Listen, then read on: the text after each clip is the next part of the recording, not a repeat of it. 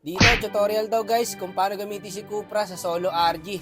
Sa akin ka pa talaga humingi ng tutorial Sige, try natin. So sa kalaban guys, may Gusion tapos Lunox. Kaya ang gagawin natin, conceal tayo tapos top boots. Ang una mong gagawin is sisilip ka muna kung saan nagsimula yung jungle ng kalaban. So dito siya nagsimula guys, pwede natin i-contest.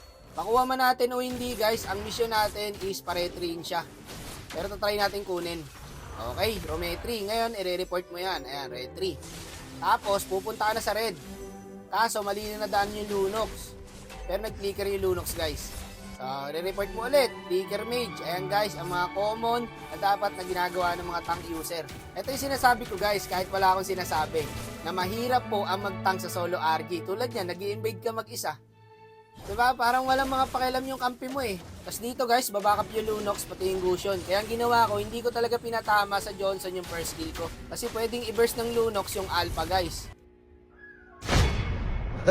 Pero legit yung guys, mga tank user lang ang makaka-appreciate ng ganong effort. Baka akala nyo kasi hindi talaga tumama yung first kill ko. Napansin nyo guys kung bakit hindi ako pupunta sa marksman? Alam nyo kung bakit? Kasi tignan mo yung ginagawa ng Alpha. Mas kailangan ng tulong ng Alpha pare kaysa sa marksman eh. Tamo sugod na sugod kahit hindi na pang contest, kino-contest niya. Kapag nagtatangkay sa solo guys, huwag niyo sanayin yung sarili niyo na lagi kayo nasa marksman. Galaw-galaw din. Lalo na pagka ganito, lugi na yung jungle nyo, di ba? Mindset lang ba? Pag lugi yung marksman, sa marksman ka sumama. Pag lugi yung core, sa core ka sumama. Di ba? Dito kasi, lugi yung core. Tulad niyan, dalawa lang kami dito. Eto ngayon ang mahirap sa solo RG guys. Ito yung sinasabi ko na mahirap ang connection dito. Tapos dito guys, kinuhaan ng Mia ng blue, yung Alpha. Typing yung Alpha pre. Mumurahin niya yata. Ayun, may Johnson na dumating. Patay siya. Nakaka-tilt yan guys pagka ganyan. Ito ang sinasabi ko. No? Na mahirap mag-tank sa solo RG. Tingin ng mga player na to, no? Magkakakampi pero magkakaaway. Nag-aagawan sa buff. Patay ulit yung Alpha. Wala na nga connection, nag-uunahan pa sa objectives. Ayan, magsusurrender na. Tsaka tingin ko mga kapatid, no, hindi rin talaga maalam yung core namin. Kasi binigyan ko na yung Leslie, hindi na gumagalaw, hindi pa tumama yung ulti. Nakatakas pa yung Leslie. At dito, nabigyan ulit yung Alpha. At mukhang ako na ang susunod. Ang sarap mag solo RG, di ba? Lalo na pag tank ka. Sobrang sarap mag-tank sa solo RG. Nakakaputang. Ang ina. Siguro napapagod na si Boss Bentings tsaka si Sir Fuego magbigay ng tutorial sa inyo. Nood kayo ng nood. Hindi nyo naman sinusunod. Pagkatapos manood, maglalaro ng ML yan. Tapos ang ending, tanso. My Lord sa mid. Alam ng My Lord nagsisugod pa. Basic na lang yan guys eh. Pag di kaya i-contest yung Lord, bigay sa kalaban. Tapos prepare kayo sa depth. Putang ina, dito sa solo, wala eh. Pag nakuha yung kalaban ng Lord, wala pa yung Lord, tangina may clash na. Ganito dito. Kaya guys, nakakabwisit po magbigay ng tutorial dito sa solo RG. Kasi wala rin nangyayari. Tama? Oh. Napatay na naman yung jungle. Pag nakakita ng kalaban, pupuntahan, i-skill agad eh.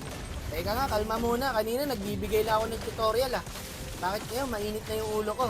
Relax lang muna guys, relax lang. Inhale. Exhale. Yeah, mahalaga yan guys. Pag natitil ka, inhale, exhale lang. Palagi niyong gagawin yan, lalo na pagka 4 na kamote yung kakampi nyo. Mapapa-inhale, exhale ka talaga ng di oras. Pakakala nyo, nagbibiro ako. Kasama sa tutorial yung guys, na pag nabibwisit na kayo, inhale, exhale lang. Promise, gawin nyo yung pre. Lalo na pag sobrang tilted nyo sa kakampi. Inhale, exhale lang par.